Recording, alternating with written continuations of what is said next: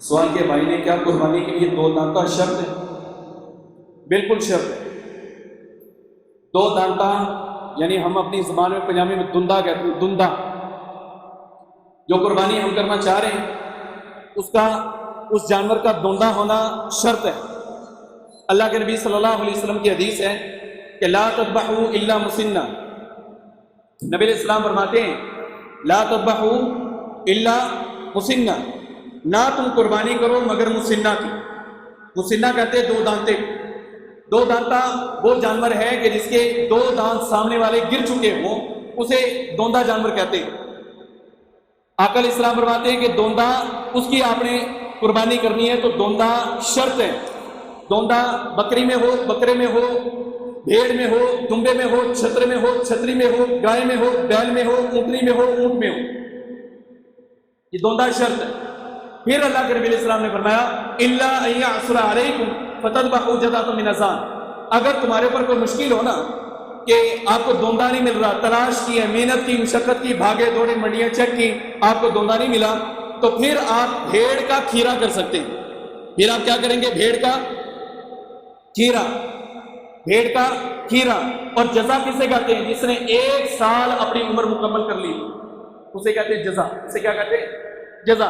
یعنی کہ بھیڑ کا جو بچہ ہم ذبح کریں گے پھر وہ ہوگا کہ جس کی 1 سال کی عمر مکمل ہو چکی ہو، عربی کے اندر اسے جزا کہتے ہیں۔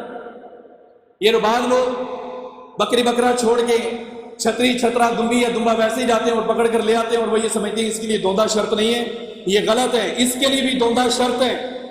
بھیڑ بکری، بھیڑ کے لیے، چھترے کے لیے، چھتری کے لیے، دمبی کے لیے، دمبے کے لیے دوندا ہونا شرط ہے۔ اگر یہ شرط پائی جائے گی آپ کی قربانی ہوگی۔ تو صورت دیگر اللہ کے نبی علیہ السلام نے منع کیا کہ بھی اور کوئی جانور نہیں کرنا۔ مشکل ہو تو پھر آپ جو ہے وہ کھیرا کر سکتے ہیں، لیکن کھیرا وہ ہوگا جس کی 1 سال کی عمر ہو چکی ہوگی اور وہ ہوگا بھی صرف بھیڑ کی نسل میں سے۔ کیا صرف قربانی کرنے والے کے لیے ضروری ہے نہ کاٹے؟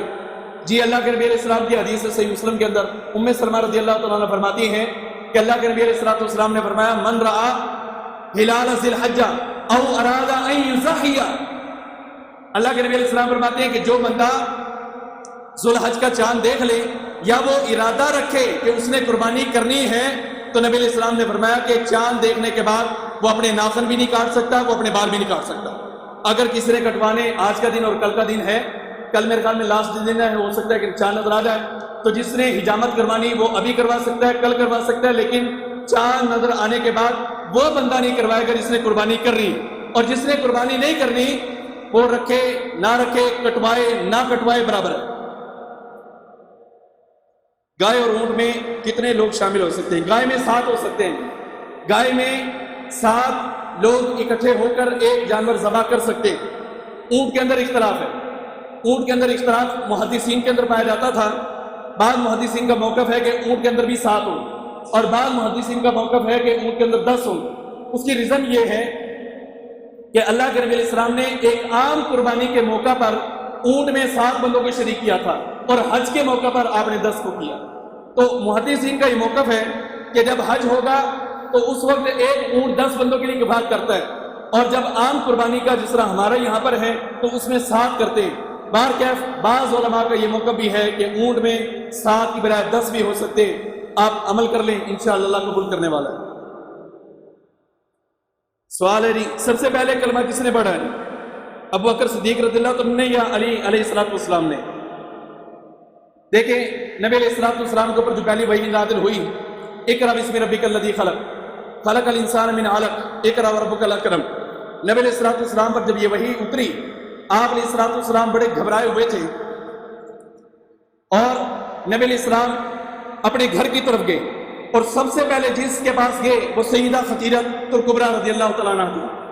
سیدہ خدیجہ الکبریٰ رضی اللہ تعالیٰ عنہ، آپ علیہ السلام گھبرائے ہوئے تھے تو انہوں نے اپنی کیفیت کو بیان کیا، تو انہوں نے کہا انک لتصل الرحم وتحمل الکل وتعین علی نوائب الحق، اللہ آپ کو کبھی ضائع نہیں کرے گا، آپ صلہ رحمی کرتے، آپ حق والے کو حق دیتے، آپ مظلوم کی مدد کرتے، ظالم کے ہاتھ کو روکتے، اللہ آپ کو کبھی ضائع نہیں کرے گا۔ تو اس بات سے تو یہ معلوم ہوتا ہے کہ سب سے پہلے سیدہ خدیجہ الکبریٰ رضی اللہ تعالیٰ عنہا نے اللہ کے نبی صلی اللہ علیہ وسلم کی نبوت کو ایکسیپٹ کیا۔ البدایہ والنہایہ کے اندر ایک روایت موجود ہے جو کہ بالکل صحیح سند کے ساتھ ثابت ہے. انہوں نے جو تفصیل بیان کی ہے وہ صحیح، بالکل صحیح حدیث میں ہے، صحیح مطلب سند کے ساتھ ثابت ہے کہ مردوں میں سب سے پہلے ابو بکر صدیق رضی اللہ عنہ ایمان لے کر آئے، عورتوں میں خدیجہ الکبریٰ لے کر آئے، غلاموں میں زید رضی اللہ عنہ لے کر آئے، اور بچوں میں سیدنا علی المرتضیٰ رضی اللہ عنہ لے کر آئے.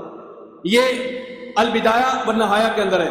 ایک روایت سنن النسائی الکبریٰ کے اندر موجود ہے جو علی رضی اللہ عنہ کے حوالہ سے ملتی ہے کہ علی رضی اللہ تعالیٰ عنہ علیہ السلام سب سے پہلے جو ہے وہ انہوں نے اسلام قبول کیا، کلمہ پڑھا ہے. تو یہ جعلی روایت ہے، یہ روایت درست نہیں. جو ان کے حوالہ سے ہے کہ سب سے پہلے کلمہ انہوں نے پڑھا ہے، یہ جعلی روایت ہے، یہ روایت درست نہیں ہے. عفیف رضی اللہ تعالیٰ عنہ وہ کہتے ہیں کہ میں دور جاہلیت میں اللہ کے نبی صلی اللہ علیہ وہاں پر آیا، حرم کے اندر آیا تو مجھے عباس رضی اللہ عنہ ملے، عباس بن عبد المطلب. جب عباس بن عبد المطلب ملے تو وہ مجھے پہلے سے ہی جانتے تھے، ہمارا آپس میں بول چال تھی، گپ شپ تھی. تو میں نے پوچھا کہ یہ ایک خوبصورت چہرے والا بندہ داخل ہوا، یہ کون ہے؟ اس نے کہا یہ میرا بھتیجا ہے، یعنی محمد صلی اللہ علیہ وسلم.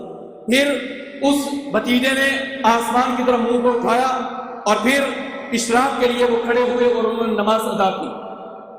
جب وہ نماز پڑھنے لگے تو ادھر سے ایک خاتون داخل ہوئی. وہ خاتون کون تھی؟ خدیجہ الکبریٰ رضی اللہ تعالیٰ عنہا تھی. وہ آئیں اور وہ آ کر کھڑی ہو گئی. علی المرتضیٰ رضی اللہ عنہ چونکہ بچے تھے وہ آئے تو آپ کے دائیں طرف آ کر کھڑے ہو گئے. تو پھر عفیف کہتے ہیں رضی اللہ تعالیٰ عنہ کہ مجھے عباس بن عبد المطلب رضی اللہ عنہ نے اس وقت کہا کہ روئے زمین پر ان تینوں کے علاوہ کوئی اور مسلمان نہیں. عفیف کہتے ہیں کہ عباس بن عبد المطلب نے مجھے یہ بات کہی کہ روئے زمین پر ان تین کے علاوہ کوئی اور مسلمان ہے ہی نہیں، ابھی تک کسی اور نے کلمہ نہیں پڑھا. یہ وہ بات کہتے ہیں. اور پھر وہ بعد میں یہ کہتے ہیں کہ میں نے بعد میں افسوس کیا، کاش کہ اس وقت میں بھی کلمہ پڑھ لیتا تو میں چوتھا ہوتا. لیکن یہ روایت پکی ٹھکی ضعیف ہے اور اس میں 3 راوی ضعیف. ٹائم اتنا میرے پاس نہیں ہے، کوئی تفصیل لینا چاہتا ہے وہ بعد میں مجھ سے رابطہ کرے. تو بار کیا یہ کہنا کہ صحابہ کرام رضوان اللہ علیہ اجمعین میں سے خدیجہ رضی اللہ تعالیٰ عنہ یا ابو بکر صدیق رضی اللہ تعالیٰ عنہ، یہ زید ان کا اسلام بعد میں ہے اور علی المرتضیٰ کا پہلے ہے، تو یہ بات حدیث سے ثابت نہیں ہوتی. وہ تفصیل صحیح ہے جو امام ابن کثیر نے البدایہ والنہایہ کے اندر لکھی ہے کہ مردوں میں آزاد مردوں میں ابو بکر ہے، عورتوں میں خدیجہ الکبریٰ ہے، غلاموں میں زید ہیں اور بچوں میں علی المرتضیٰ رضی اللہ تعالیٰ عنہ ہیں. اللہ تعالیٰ ہمیں دین کی صحیح معنی کے اندر سمجھ عطا فرمائے.